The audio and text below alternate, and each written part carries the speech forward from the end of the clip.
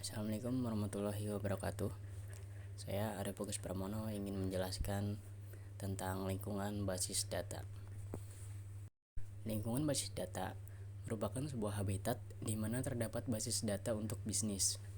Pengguna memiliki alat untuk mengakses data untuk keperluan bervariasi seperti data mining, manipulasi data, dan lain-lain.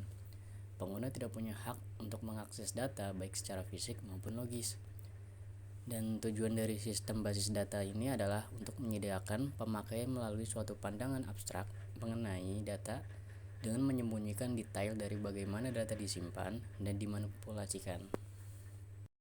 Lalu ada arsitektur basis data.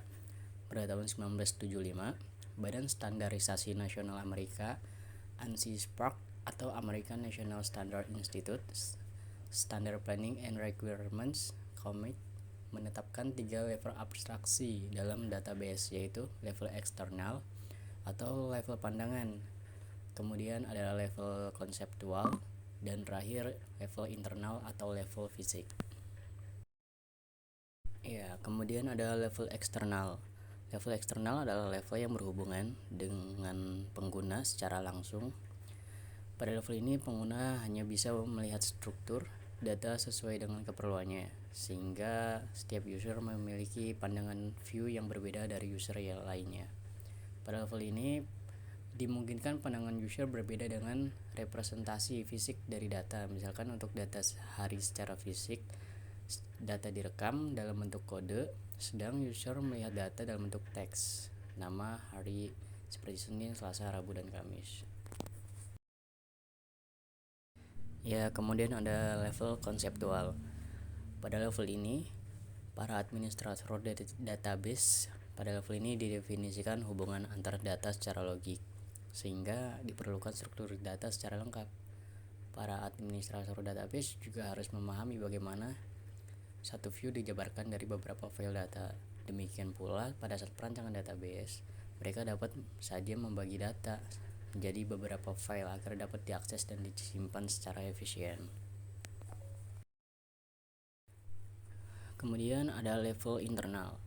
Level internal adalah level di mana data disimpan secara fisik bentuk kode, teks, angka, atau bit. Pada level ini didefinisikan alokasi ruang penyimpanan data, deskripsi data dalam penyimpanan, kompresi data, dan agar lebih hemat, dan ekstrinsip data agar lebih aman. Selanjutnya ada data independence. Konsep dari level-level tersebut akan menambah pengertian mengenai kebebasan data atau data independence. Data independence dapat dibagi menjadi 2, yaitu physical data independence dan logical data independence. Untuk physical data independence, internal skema dapat diubah oleh DBA tanpa mengganggu konseptual skema. Dengan kata lain, physical data independence menunjukkan kekebalan konseptual skema terhadap perubahan internal skema. Kemudian logical data independence, bahwa konseptual skema dapat diubah oleh DBA tanpa mengganggu eksternal skema. Dengan kata lain, logical data independence menunjukkan kekebalan eksternal skema terhadap perubahan konseptual skema. Dalam mengelola database diperlukan suatu perangkat lunak, yaitu DBMS atau biasa dikenal dengan Database Management System, yaitu perangkat lunak yang memungkinkan user atau pengguna untuk membuat, memelihara, mengontrol, dan mengakses database secara praktis dan efisien. Dengan DBMS, user akan lebih mudah mengontrol dan memanipulasi data yang ada. Ini juga ada fungsi dari DBMS, yaitu untuk pendefinisian data yang meliputi penentuan tipe, struktur, dan batasan data yang akan disimpan dalam basis data. Kemudian konstruksi data yang meliputi proses penyimpanan data dalam database yang pengendaliannya diatur oleh DBMS. Kemudian ada memanipulasi data yang merupakan fungsi untuk menampilkan data, mengubah data, serta menampilkan data yang ada dalam bentuk laporan. Kemudian ada keamanan dan integrasi data, dan yang terakhir untuk menyediakan data dictionary. Untuk bahasa di DBMS tersendiri, yaitu DBMS juga menggunakan bahasa yang mendefinisikan struktur atau kerangka dari basis data di dalamnya, termasuk record, elemen data, kunci elemen, dan relasinya. Bahasa yang digunakan oleh DBMS juga sudah umum kita kenal, seperti data definition language, data manipulation language. Yaitu yang pertama ada procedural DML dan yang kedua ada non procedural. Pertama ada data definition language atau DDL, yaitu bahasa yang digunakan untuk mendefinisikan struktur atau kerangka dari bisnis data yang di dalamnya termasuk record, elemen data, kunci elemen, dan relasinya, berupa perintah-perintah yang digunakan untuk menjelaskan objek dari database. Kedua ada data manipulation language, adalah bahasa yang digunakan untuk memanipulasi data dalam database rasional. DML berisi perintah yang digunakan untuk menyisipkan, memperbarui, menghapus, dan mengambil data dari database.